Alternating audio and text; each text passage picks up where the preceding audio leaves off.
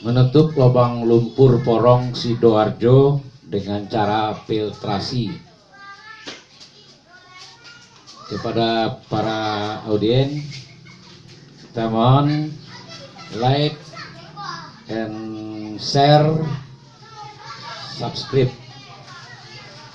Mudah-mudahan apa yang kita buat ini bermanfaat bagi semuanya untuk menyelesaikan seluruh permasalahan yang dihadapi negeri ini. Dan kepada rekan-rekan pelajar mahasiswa, tolong disimak sampai habis supaya jangan gagal paham. Kemudian saya jelaskan, lumpur Porong Sidoarjo merupakan daerah lahan gambut yang secara sengaja atau tidak sengaja terjadi pemboringan di sana,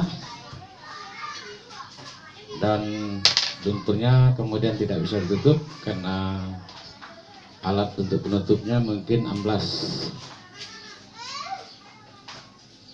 Ilustrasi mengenai terjadinya lumpur porong di daerah reklamasi ini kita perlihatkan. Ini Pulau Sumatera sepertinya. Nah, ini Malaysia, ini Pulau Jawa. Porong itu di sekitar sini. Ini porong.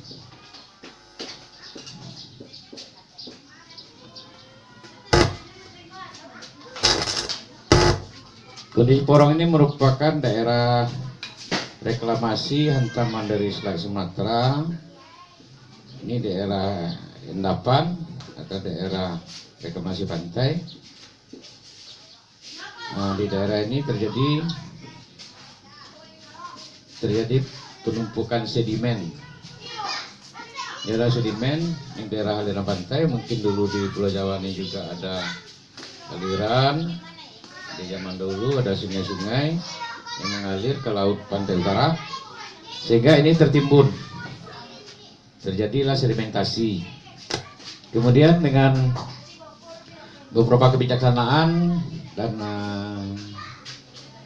karena kebutuhan untuk pencarian minyak atau yang lainnya, tempat ini diboring, tetapi tidak memperhatikan bahwa daerah ini adalah daerah reklamasi atau daerah gambut, sehingga drillnya hilang, amblas ke dalam, sehingga lumpurnya tidak bisa ditutup, sampai sekarang sudah meluas. Apabila lumpur porong ini tidak ditutup, ini akan menyebabkan amblas. Daerah ini nanti akan amblas, akan terjadi tsunami lokal atau lokal tsunami. Terjadi mungkin di sana akan terjadi teluk porong. Pulau Jawa mungkin akan terbelah-belah menjadi beberapa pulau, terjadi dari banyak pulau, dan mungkin menyebabkan bencana yang luar biasa. Jadi permasalahan ini harus cepat ditanggapi dan ditangani oleh instansi dan pihak terkait. Penanganan porong yang selama ini, sebetulnya waktu terjadinya lumpur porong, ilustrasi gambar seperti ini. Ini ilustrasi, ini mungkin waduk. Waduk ini bisa jadi muaranya dari beberapa sungai yang mengalirnya ke lumpur. Ini lumpur. Ini ada terjadi pemboringan di sini. Tapi karena ini bagian drill ini tidak bisa ditutup, artinya semburan lumpurnya menjadi semakin lemah, semakin parah. Maka kebijaksanaan pemerintah dalam hal ini dulu dibikinlah tanggul penahan lumpur. Tanggul penahan. Sebetulnya Tanggul penahan ini tidak bisa kita buat. Harusnya lumpur itu kita alirkan ke laut melalui mungkin kanal. Artinya airnya sudah kita treatment dulu, baru kita alirkan ke laut. Tetapi karena kebijaksanaan, mungkin karena tekanan dari pihak LSM yang lain-lain, akhirnya kita membuat cover dam dengan tanah. Kita bikin tanggul. Ya namanya air, apabila dibikinkan tanggul sekecil apapun, semakin lama semakin besar, semakin lama semakin besar. Dan lumpur porong ini katanya dengan cara tanggul atau mungkin istilahnya dengan cara snubbing unit. Snubbing unit ini tidak mungkin bisa kita laksanakan. Ini lumpur, karena ini lumpur ini kadar airnya lebih tinggi. Lumpur kadar air lebih tinggi, karena ini kita harus mengerti mana yang suspensi, mana yang larutan. Karena kadar airnya sangat tinggi, ini tidak bisa untuk menutup. Terkecuali memang dia bubur kental, mungkin lumpur porongnya akan tertutup. Tapi karena unsur airnya lebih banyak, tidak bisa ditutup. Akibatnya tanggulnya diperbanyak, diperjauh, dan dipertinggi. Akhirnya beberapa kampung atau kecamatan mungkin sudah sekarang ini sudah meluas menjadi sebuah kabupaten. Ini tidak akan mungkin bisa diselesaikan, tidak mungkin bisa lagi ditutup menurut secara teori para pakar ahli. Sebetulnya untuk lumpur porong ini sudah beberapa perguruan tinggi atau yang lainnya sudah bisa mencoba menutup. Pertama juga dengan mengevakuasi dengan cara tanggul. Ini tidak mungkin. Sebetulnya lumpur itu apabila kita buatkan kanal atau saluran, kita bisa lihat dulunya mata air yang ada di kampung-kampung itu tidak pernah bisa menjadi besar. Karena apa? Karena aliran mata air itu di kampung ini dialirkan sesuai dengan kanal atau saluran. Dialirkan. Jadi semburan itu dialirkan, dia tidak akan pernah menjadi besar. Ini aliran air, dia tidak akan pernah menjadi besar.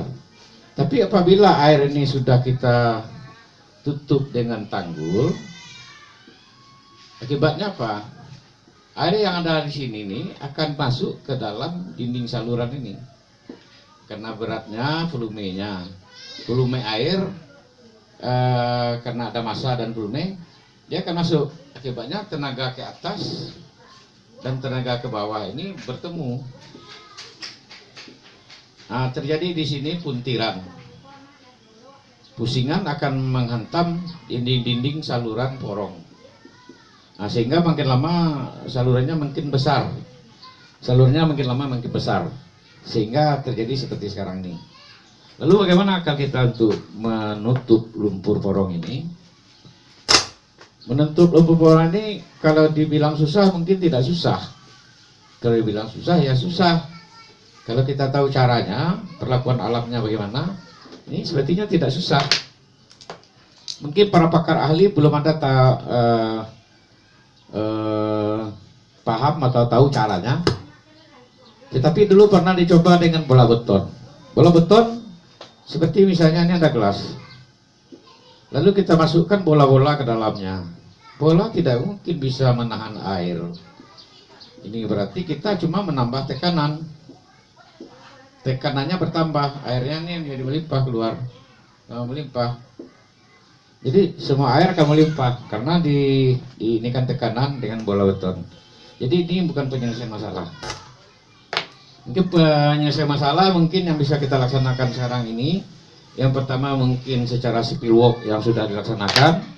Artinya kalau bisa aliran lumpur itu dibuatkan tempat penampungan lumpurnya, lalu lumpurnya dimanfaatkan untuk industri untuk membuat keramik, untuk membuat hal-hal yang lain-lain yang bermanfaat untuk bangsa, sehingga kerugian porong bisa ditutupi dengan memanfaatkan lumpur. Lumpur yang ada itu kita manfaatkan dengan teknologi untuk jadi keramik, jadi apa saja yang mungkin bisa kita manfaatkan untuk bahan cat atau batako atau yang lain-lain. Jadi bisa ditambang. Jadi itu bisa dimanfaatkan sebesar-besarnya, seluas-luasnya, sehingga menghasilkan sesuatu dan bisa menutupi biaya. Lalu bagaimana kita cara menutup lumpur porong yang sudah kronis itu? Bahkan dunia pun tak sanggup untuk menutupnya. Negara-negara seperti Amerika, Jepang, Korea, Inggris, Belanda, tidak mampu untuk menutupnya. Sebetulnya masalah ini kalau dibilang krusial dan parah, mungkin tidak parah. Tapi ini kita harus menutup lumpur porong ini dengan cara filtrasi. Cara filtrasi ini kita coba gambarnya lagi. Ini waduknya, ini ada sungai-sungai masuk ke dalam dari zaman dahulu kala. Di sini juga lumpur porong ini seperti ilustrasi dari awal. Ada ini, ada hantaman Sumatera sehingga terjadi daerah reklamasi yang kondisinya gambut atau rawa, di boring atau dibor, tetapi bornya tidak bisa ditutup, akibatnya sumber lumpurnya pun tidak bisa ditutup. Nah, ini contohnya, ini lumpur porong tadi, ini tanggul yang sudah ada, ini tanggulnya yang sudah ada kita buat. Nah, ini ada saluran bawahnya, saluran gendong. Nah, ini karena juga ada ininya. Bahayanya tanggul ini nanti kalau dia sudah penuh, tidak tertampung lagi, dia akan ini,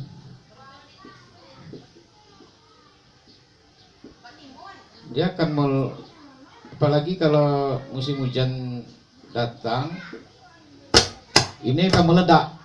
Apabila meledak tanggulnya lebih banyak, ini tidak terburu lagi untuk memperbaiki. Makanya terjadilah bencana, karena dengan membuat sistem seperti ini kita berarti menciptakan energi potensial. Apabila semua tanggul itu roboh karena efek gempa atau settlement atau efek dari gempa, sehingga memunculkan penurunan tanah ke bawah, tanahnya kan amblas karena terjadi kekosongan di daerah, di waduk ini kosong, dia akan turun sangat banyak turunnya nanti di waduk ini, banyak turun. Akibatnya waktu terjadinya amblas karena porong ini dekat dari pantai, itu akan terjadi lokal tsunami lokal. Akibatnya mungkin terjadi selat porong, mungkin Pulau Jawa akan terdiri dari beberapa pulau yang terbelah-belah, yang terpecah. Nah, jadi ini perlu kita atasi. Bagaimana cara mengatasinya? Dengan cara filtrasi yang saya coba memikirkannya. Itu cara filtrasi Pak Risnaldi. Ini mungkin para pakar ahli bisa mencoba menguji. Cara filtrasi ini sangat efektif kita buat. Kenapa? Karena sungai pun dengan sedikit sedimentasi dan filtrasi, itu sungai bisa kita matikan. Kemudian juga ilustrasi, mungkin kalau ada di rumah ada kolam dengan pancuran, dengan pipa yang kita alirkan air untuk pengisi kolam itu bisa kita matikan dengan benang aja, kita bisa matikan.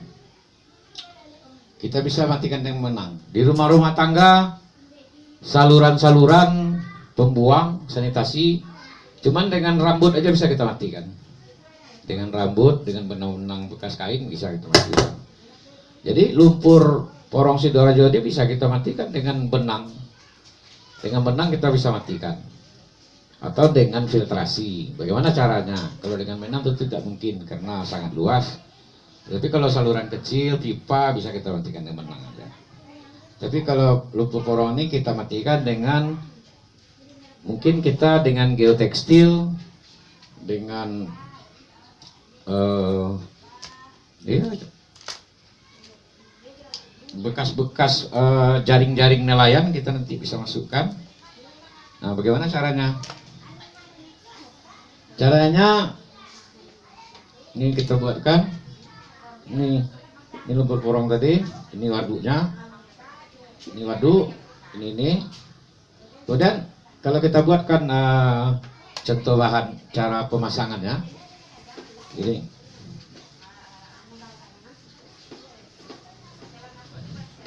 Kita lihatkan cara pemasangannya.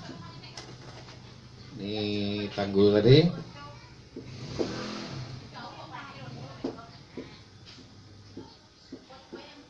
Nah, di sini kalau bisa kelihatan, ini kita buat mungkin bola beton juga, seperti yang sudah dirancang oleh para mahasiswa dulu dengan para pakar profesor. Ini kita kasih pengikat. Ini kita ikat dengan geotekstil. Geotekstil nih. Kita ikat atau cobblestone bisa, atau apa saja bisa. Nah, jadi barang-barang ini, bahan ini kita ikat, kita beri geotekstil yang ukuran panjangnya ini berapa nih? Tergantung kedalaman ini sampai keluar. Nanti di ujungnya kita kasih pelampung. Ini kasih pelampung. Di atasnya pelampung. Jadi kita masukkan ini. Nanti dia jatuhnya kemana? Masukkan dengan heli. Ini ada heli nih. Nah, heli ya. Saya tidak bisa gambar nih. Nah, dengan heli. Masukkan ini ke dalam. Masukkan ke dalam. Nanti bola betonnya hanya di penahannya, dakarnya. Dakarnya 1, 2, 3, 4, 5, sebanyak-banyaknya sesuai dengan kebutuhan untuk penutupannya. Lalu di bawah, di atasnya ada pelampung-pelampungnya tuh. Jadi kalau misalnya kedalaman ini ada 1 kilo ke 500 sampai dengan 1 kilometer, berarti benangnya atau geotekstil ini atau jaring nelayan yang kita sambung-sambung atau kain-kain yang bekas yang kita sambung-sambung yang tidak perlu lagi, bahan-bahan bekas semuanya kita ikat di sini dengan bola beton, lalu kita masukkan ke dalam. Nah, ini jadi angker. Ini angkernya nih. Jadi dia tidak mungkin. Kemudian bagaimana cara prinsip kerjanya? Karena ada tekanan dari bawah. Ini ada tekanan dari bawah. Kain yang ada ini, geotekstil, kain atau jaring atau yang lain-lain tadi yang kita masukkan ke dalam. Ke atasnya ada ini, ada pelampung. Dia akan bergerak. Ini karena ada tekanan air, dia akan bergerak. Akhirnya seluruh kain ini akan bersatu. Dia akan bersatu, akan menjalin. Akan dijalinnya, dia akan menutup di sini, sehingga lumpur yang di atas akan turun ke bawah karena tekanan di bawah sudah melemah. Sementara ini sudah menjadi sedimentasi, akan di bawah ini akan menjadi bal, akan jadi sedimentasi. Seluruh lumpur yang akan naik tersedot tidak bisa lagi karena ada filter yang menahan, menahannya. Sehingga dengan cara filtrasi ini, lumpur porong ini akan tertutup secara alamiah. Jadi begitulah cara kerja prinsip lumpur porong. Sebetulnya tidak susah-susah amat, walaupun mungkin secara internasional tidak bisa orang membukti cara menutupnya, dan bisa dilakukan cara ini. Dan ini sangat efektif karena sudah banyak sungai yang saya lihat bisa mati, alirnya berubah arah ke tempat yang lain karena ada penumpukan sedimen dan ada filter di situ yang membantu untuk mengikat pasir-pasir itu. Kemudian teori snubbing unit tidak bisa dilakukan karena airnya lebih banyak, kecuali dia bubur. Kemudian ada teori relief well juga tidak mungkin karena jauh. Bagaimana cara boringnya orang daerah gambut. Jadi ini cara paling efektif, paling mungkin, paling murah. Masukkan 1 helikopter aja ke dalam sudah bisa berapa per hari bisa masukkan. bahannya pun bahan-bahan bekas. Bahan bekas dikumpulkan, dibeli dari rakyat, mungkin jaring-jaring rakyat itu, jala rakyat itu yang tidak pakai, beli. Lalu diikat ke bola betonnya, cobblestone atau apa yang bisa diperakkan ke dalam, dimasukkan ke dalam, lalu dia akan menjadi akar-akar yang seperti angker. Nah, dia sangat kuat. Kalau sudah banyak nanti tidak akan mampu nih airnya untuk mengangkat ke atas atau lumpur nih. Dia akan menjadi filter, dan filter ini akan menjadi sedimentasi, bersenyawa dengan bertalian dengan lumpur, dan terjadilah sedimentasi sehingga lumpur yang di atas turun, terjadi juga sedimentasi di lubang dan sedimentasi di dasar, sehingga insya Allah lumpur porong itu akan mati dengan sendirinya secara abadi. Mungkin itu yang bisa disampaikan. Tolong like and share, subscribe supaya ilmu ini menyebar dan bermanfaat adanya. Terima kasih.